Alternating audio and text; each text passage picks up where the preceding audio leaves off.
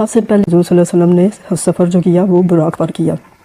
لیکن آپ کا یہ سفر مکہ سے لے کر بیت المقدس تک تھا نا، جو کہ آپ نے براق پر سوار ہو کر کیا۔ اس کے بعد جو تھا براق کی سواری آپ نے ختم کر دی۔ اس کے بعد سے حضرت جبرائیل علیہ السلام آپ کو اپنے ساتھ لے کر نور کی سیڑھیاں جو تھیں نا وہ جا رہی تھیں، جنہوں نے آپ کو پہلے آسمان تک پہنچایا نا۔ پہلا دروازہ جب کھلا اس کے اندر سے جو ہے دوسرے دروازے تک جانے کا راستہ تھا۔ اب دوسرے دروازے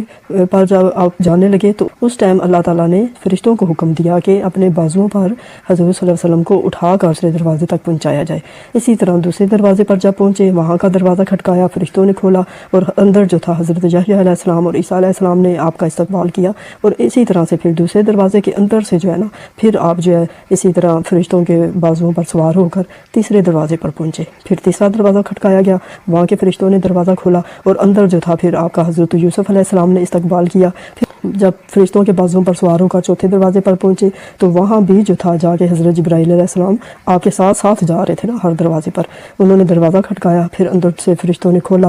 لیکن جو بھی فرشتے سنتے تھے کہ حضور صلی اللہ علیہ وسلم آئے، وہ فوراً سے دروازہ کھول کے صلاۃ و تسبیح شروع ہو جاتے تھے اور آپ کا خوب آؤ کرتے تھے اور آپ کا نا استقبال کرتے تھے۔ اب چوتھے دروازے پر حضرت ادریس علیہ السلام جو تھے آپ کے استقبال کے لیے آئے۔ پھر اس کے اندر سے جب آپ پانچویں دروازے پر گئے تو وہاں پر حضرت ہارون علیہ السلام نے فرشتوں کے ساتھ آپ کا استقبال کیا۔ اسی طرح سے چھٹے اور ساتویں دروازے تک آپ جو ہے فرشتوں کے بازوؤں کے اوپر جو ہے سوار ہو کر تو وہاں تک پہنچے۔ جس وقت ساتویں دروازے پر پہنچے اس وقت آپ حضرت جبرائیل علیہ السلام کے بازوؤں پر پہنچے نا، وہاں تک دوسرے فرشتے جو تھے وہ پیچھے رہ گئے تھے۔ ساتویں دروازے پر آپ کو حضرت جبرائیل علیہ السلام نے پہنچایا، لیکن جب ساتویں دروازے سے آگے آپ نے عرش بریں پر جانا تھا تو وہاں تک حضرت جبرائیل کے جانے کی بھی نا ہمت نہیں تھی، ان کو اجازت نہیں تھی۔ اس لیے انہوں نے کہا کہ یہ اب سدرۃ المنتہا کا جو مقام ہے میں یہیں پر رکوں گا، اس کے آگے مجھے جانے کی اجازت نہیں ہے، کیونکہ اگر میں آگے جاؤں گا تو میرے پر جل جائیں گے۔ وہ واپس چلے گئے جبرائیل۔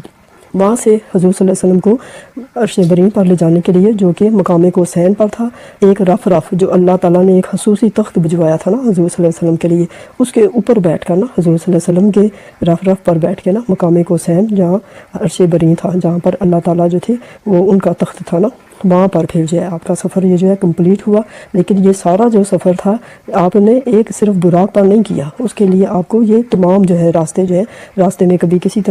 طرح جو ہے آنا پڑا، اور پھر جو ہے آپ آخر پر تخت جو تھا رف اس پر بیٹھ کر عرش بریں تک پہنچے نا، اور راستے میں تمام جو انبیاء تھے ان سے بھی ملاقاتیں کی۔ اس طرح سے یہ آپ کا معراج النبی جو تھا سفر کمپلیٹ ہوا، اور آخر جو ہے آپ اللہ تعالیٰ کے حضور میں پیش ہوئے۔